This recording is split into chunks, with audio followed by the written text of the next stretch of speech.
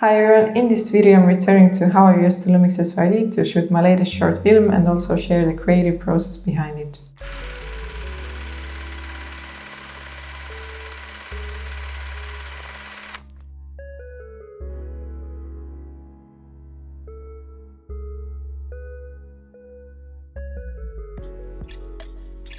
I decided to revisit the roots of my storytelling in this short film. I even made a meta commentary in the opening scene because when I was developing my style, I was doing everything without thinking, but now I'm much more aware of my style, so I'm deliberately choosing some of the elements to appear. Before I started writing my latest short film, I had some ideas of how I wanted it to be. I wanted it to have some psychological horror, light sci-fi, a bit of surrealism maybe. In a way, I went back to my early style. One of my first short films, Mommy, although there I used the black and white for the dream sequence, which this time I wanted to avoid because I wanted to preserve the colors. Before I actually sit down to write the screenplay, I already have a creative process going on for days or even weeks. It often starts with a single fragment. You have one idea, and as time passes, other ideas are pulled towards it like a magnet. Sometimes it's a physical object, other times it's an abstract idea or an emotion, and it starts building itself in the subconscious. For Pregunta Cómo Se Llama, the seed was the radio, and from that moment the story started to unfurl.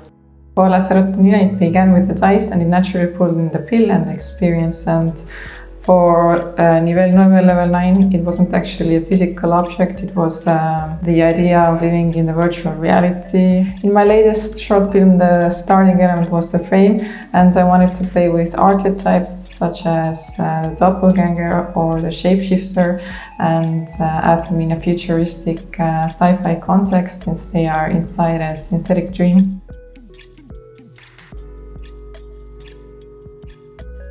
I often use rewind in the moment, but this time I wanted to use slow motion instead, and I wanted the actors to walk backwards, so when they are entering the limbo, they are actually walking backwards. I didn't use the Lumix S&Q mode for this since I wanted to film it in Cinema 4K. So instead I filmed it with a higher frame rate and then made it 50% slower in post. Then we created the soul leaving the body moment with double exposure in the editing. For this scene, the camera was completely static and the movement of the soul was also shot with a 360-degree shutter angle to make it more dreamy.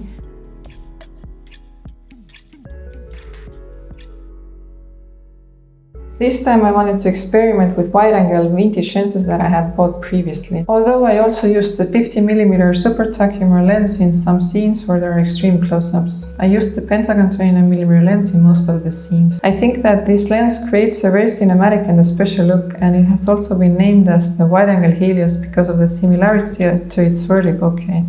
I hadn't used the 21mm Soligar so much. It creates a bit of vignetting and interesting flares, which also appear in some of the scenes, adding a bit of an otherworldly vibe. It was unintentional, but I like the final look, and also the color grading enhances it. The Soligar 21mm was chosen to illustrate the part where the emotion gets more intense and the reality changes. This time I wanted to lean on atmosphere and the performance, so for the production design I preferred neutral colors and also the red color as an exception. Regarding the color rating, I had a vision of it. I wanted it to be quite intense, like Technicolor, ethereal. I wanted the red to be prominent, and the colorist brought this vision into life and also added some mist, glow and halation for the cinematic effects. I usually start the story with the ending already in sight, so when I started editing, I started it from the final scenes, and although it seems like a strange way to edit a film, for me it acts like a compass, so I never lose sight of the emotional destination. Check out my latest short film, please give this video a thumbs up, and thanks for watching.